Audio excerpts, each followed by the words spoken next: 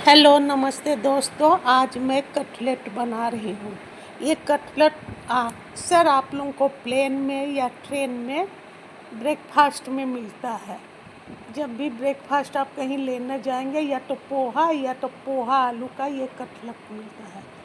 ये मैं तल के बनाई हूँ। कहीं कहीं बैक किया हुआ मिलता है। इसको बैक करके भी बना सकते हैं। ये बारिश का मौसम है तो मैं इसको तल के बनाई हूँ। मौसम के अनुसार इसको बनाई हूँ। इसमें जो जो सामान पड़ेगा उसको स्किप नहीं कीजिएगा, नहीं तो इसके स्वाद में फ्लेवर में अंतर आ जाएगा। ये देखिए, अदरक लहसुन हरी मिर्च प्याज बड़ा सा लेना है। आलू 3-4 टुकड़े ले लेंगे बड़ा सा। उसके बाद अदरक लहसुन को कूट लेंगे। उसके बाद सरसों का तेल में डाली हूँ। आप चाहे तो आपको जो पसंद हो वो रिफाइन में इसको बना सकते हैं। और उसके बाद कड़ी सूखी पत्ती मिलाई हूँ। मेरे पास सूखी पत्ती ही रहता है। जिसके पास ताज़ा है वो लोगों के लिए तो और अच्छा है, बस ताज़ा भी मिला लें, फ्लेवर बहुत अच्छा बन जाता है।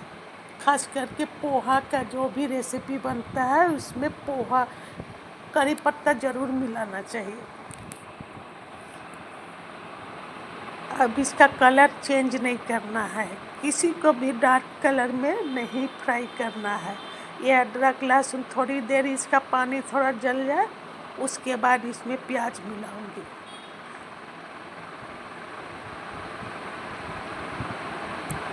अब ये देखिए, मीडियम फ्लेम पर ही इन सबों को मैं तैयार कर रही हूँ।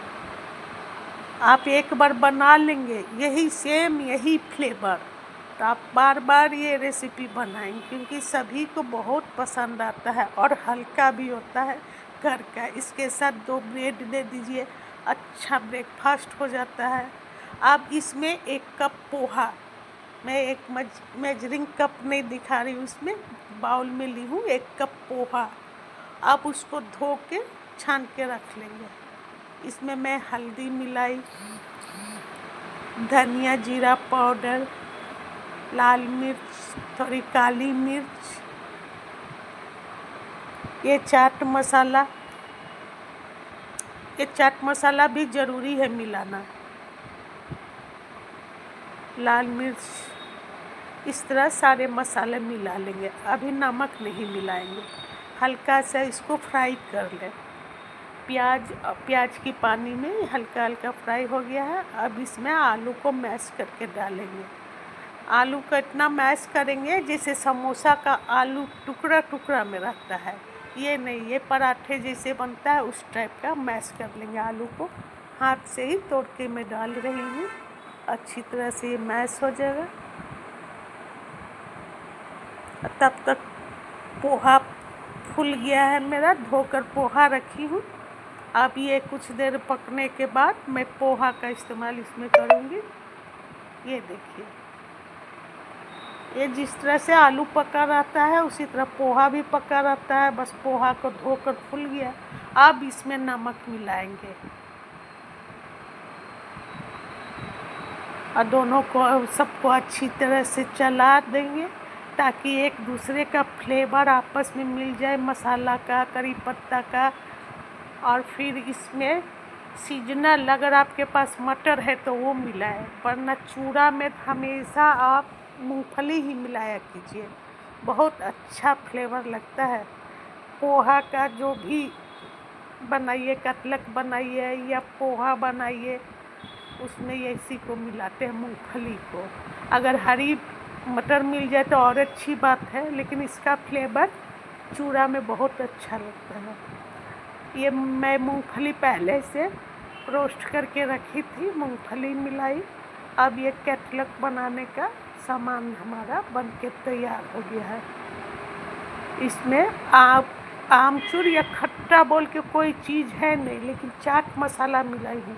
चाट मसाला में इसका कॉम्बिनेशन रहता है, हल्का खट्टा भी लगता है, इसलिए इसका स्वाद बहुत अच्छा लगता है। अब ये तैयार हो गया। अब आइए इसमें मिलाने के लिए, ये अलग से मैं इसमें मिलाने के लिए गाजर और शिमला मिर्च को रेत लिए हैं। अच्छी तरह रेत लिए हैं। जब ये तैयार हो गया उसके ऊपर से इसको मिलाएंगे, क्योंकि ये तो फास्ट फूड है, बहुत जल्द पक जाता है, इसको कुछ करना नहीं है। अब इसको इसमें मिलाकर उसके बाद हाथ से सेक दे देंगे। और तब तक मैं ये तैयार हो गया, तब तक मैं एक पैन में तेल गरम कर रही हूँ। और ये देखिए कॉर्नफ्लोर आटा है, 2-2.5 चम्मच जितना हो सके पतला लिक्विड करेंगे। हल्का मिर्च और ये है हल्दी पाउडर है। अब इसमें नमक नहीं मिलाएंगे, इस तरह से ये तैयार कर एक कोट बना लेंगे। अब उसके बाद ब्रेड का क्रंच, अब ब्रेड में इसको हल्का सा डिप करके अब इसको तलेंगे। बहुत ही अच्छा आकार देंगे, अपने हाथ से ही सेक देंगे और खाने में इतना अच्छा लगेगा। अभी तो जिस समय मैं इसको बना रही हूँ, ये तो आजकल तो मौसम भी बारिश का है और इसके खाने का स्वाद भी बहुत ही अच्छा लगेगा मौसम के अनुसार। ऐसे ये सालों भर चलता है, आलू खाने का कोई सीज़न नहीं होता है। और उसमें पोहा, हरी सब्जी भी मिक्स है। सेम इसी विधि से आप बनाएंगे तो आपको स्वाद बहुत अच्छा लगेगा और आप तारीफ़ करते करते भूलेंगे नहीं, क्योंकि ये रेसिपी बिल्कुल अलग है। ये तेज आंच पर भी पका सकते हैं, हल्का हल्का फ्राई करेंगे तभी हो जाएगा, क्योंकि ये चूड़ा आलू दोनों पके हुए हैं और हरी सब्जी जो मिलाई उसको हल्का ही पकाया जाता है। ये देखिए कलर चेंज हो गया। अब इसको निकालते जाएंगे अच्छी तरह से, एक तरफ ऐसे करके निकालेंगे ताकि सारा तेल उसी में रह जाए। इस तरह करके सब तल लेंगे और धीरे धीरे शेप बनाकर इसमें डालेंगे। और अलग अलग ही, मतलब पकौड़ी तरह नहीं चलाना है, बस उलट पुलट करना है। ये देखिए बनकर तैयार हो गया। अब इसको आप खाइए और ये सबको खिलाइए, बहुत ही अच्छा है, बनाना भी आसान है। थैंक यू दोस्तों, आपको कैसा लगा?